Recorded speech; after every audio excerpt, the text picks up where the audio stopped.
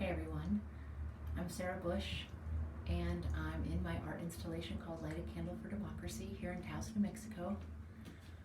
On Monday night, election night eve, we all lit candles together for democracy because it really felt like democracy was on the ballot, and everyone was very concerned and wanted to express our devotion to the democratic process.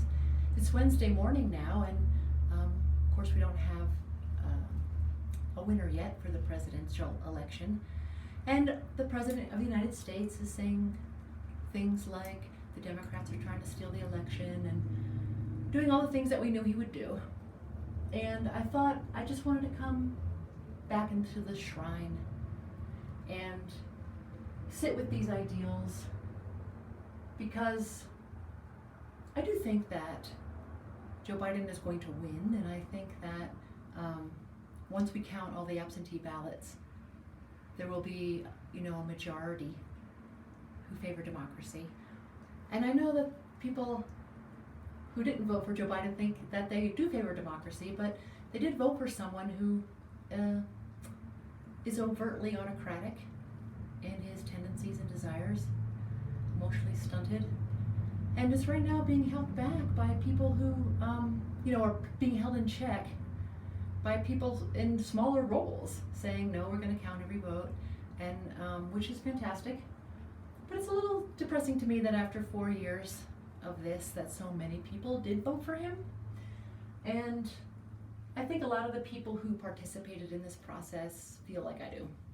And it made me realize that, we're not going to right this ship in one election, and that the GOP has been pretty overt in their quest to suppress the vote, which I find very undemocratic, and they weren't thwarted. We didn't get the same amount of Senate seats that we thought we'd get, and it just made me really think about, I needed to come into the shrine and light a candle to democracy for the long haul. And that's what I want to do today. And I know you won't be able to see every candle. It's very tight squeeze in here, and I've got the camera about as far back as I can. But I'll try to pan around at the end, and I'll talk about the candles. The very first one I've got here, which I had lit at home, is Count Every Vote, which feels especially important right now. And I'm going to light a candle to count every vote first. And I'm just going to breathe into that. Counting every vote is the very least that we can do. It isn't cheating. It's respectful of all the voters.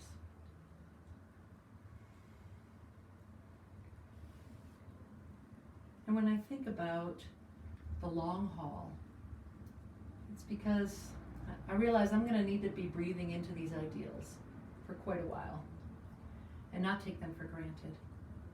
And I need to think about how I'm going to represent for these ideals down the road for the long haul in a way that is sustainable for me.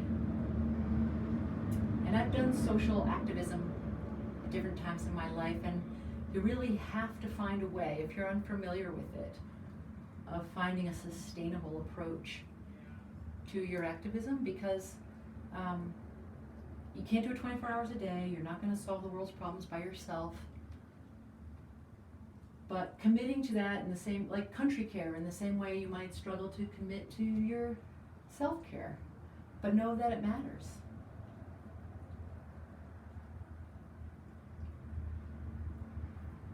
So now I'm going to light a candle. I'm going to light 3 candles together. Something I didn't do on Monday night, but they feel so connected.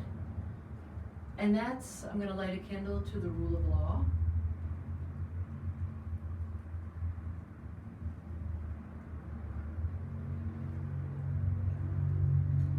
I'm going to light a candle to racial justice. You might not see this candle because it's over here.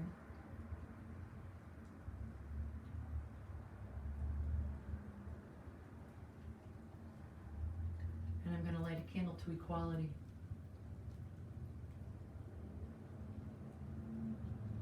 Let's see, I can't really see, hang on.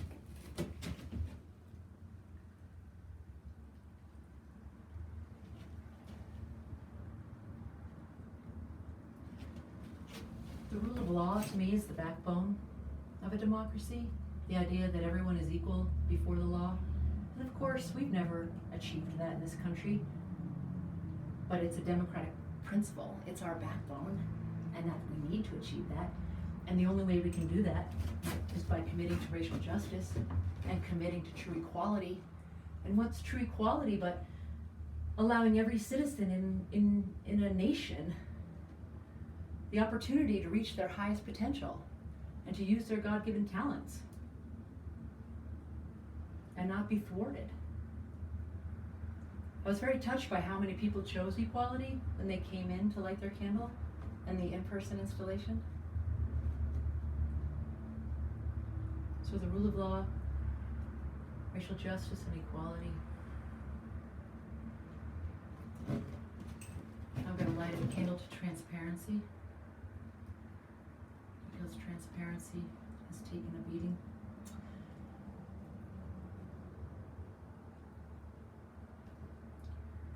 In the last 4 years, I'd like to light a candle to accountability. In a constitutional government, the people who we've elected to our government owe the electorate accountability. They owe us transparency and accountability. We need to see, and we need to respect those ideas. I'm going to light a candle, something I didn't do last night, to the popular vote. Because while I know that some people who agree with me about so many things might still be attached to the Electoral College, it's a passion of mine, the national popular vote, that one person, one vote, and the vote is equal everywhere. I really think it's so important for a true democracy that we need to abandon the Electoral College and use and respect the national popular vote, and so that people all over this country aren't held captive by a handful of states and what the people in that particular state think and believe. I think every single person's vote should count equally. And when I think about the long haul, that's something that I will work on, because I feel so passionately about it. I'm also going to light a candle, let's see if I can reach, to money out of politics. Oops.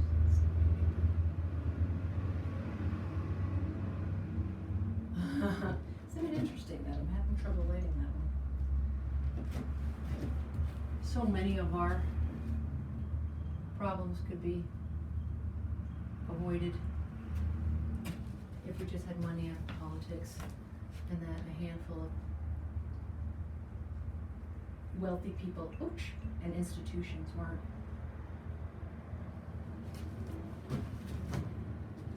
making all the decisions for a few and having such a powerful impact on a few. And I'm also going to light a candle for respect. You can't see that candle probably over here. And civility.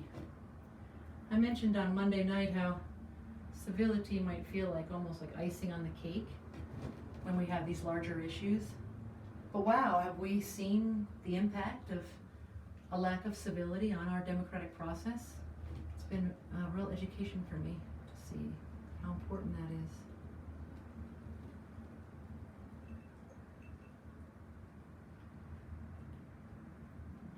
Now I'm going to light a candle for voting rights. This is connected to the popular vote. But for me, it really is about voter suppression, fighting voter suppression, and the fact that an uncomfortably large number of people in this country seem comfortable with overt tactics of voter suppression. On the one hand, a lot of people came out to vote this time, because the voter suppression tactics were more overt. But every single person in this country, every single adult should be able to vote, and we should make it easy and accessible. We should protect our votes. We should have a national voting holiday, or, when we vote, it should be a holiday. All of that.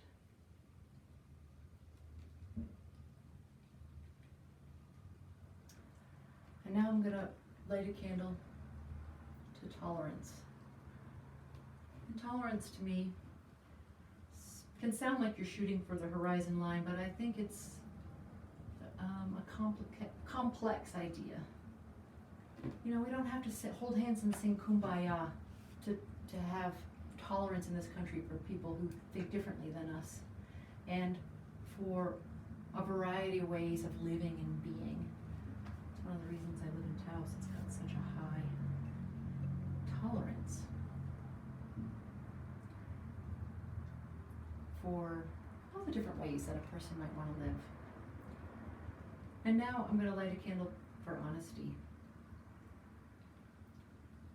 because we've also seen the powerful impact of a lack of honesty.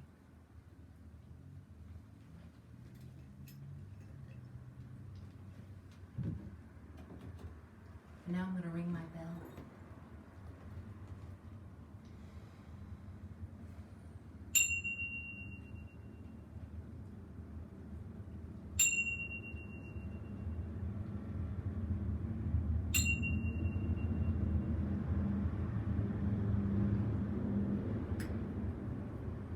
Before I go, I just want to share one of my favorite quotes with you, because it's from Mahatma Gandhi. And he said, I don't let anyone walk through my mind with their dirty feet. And that's kind of encapsulates why I created this shrine, to help myself and maybe help you immerse into the highest good of these ideas, to immerse myself in the highest expression of these ideals. And people like Gandhi, and people like Martin Luther King, almost every human rights activist, Cesar Chavez, they really had to keep their minds on their highest principles as they faced really challenging and seemingly insurmountable obstacles, and they served as leaders to others with that conviction, and they didn't cloud their thinking with the poison of their opponents' desire to thwart them or to rob people of their basic dignity. And I think it's a good thing to tape on the fridge and remember to sustain yourself, because the whole point is to have a really strong center for why you're doing what you're doing. And sometimes people who are smart and educated and proactive in their lives, if they haven't done social activism, they are used to succeeding quickly. And that might be true at work, but it's rarely true in social activism. So I'm going to stand up, and then I'll just pan a little bit with the camera. We might have a rough few days, a rough few weeks. I don't know. So you might want to light more candles with me watching this video, or with me in the Facebook group. But I so appreciate you watching this and being here with me in spirit.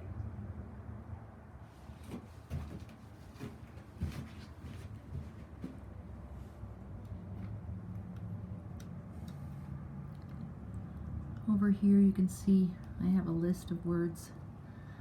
Some of them are on the candles. And I'm going to turn.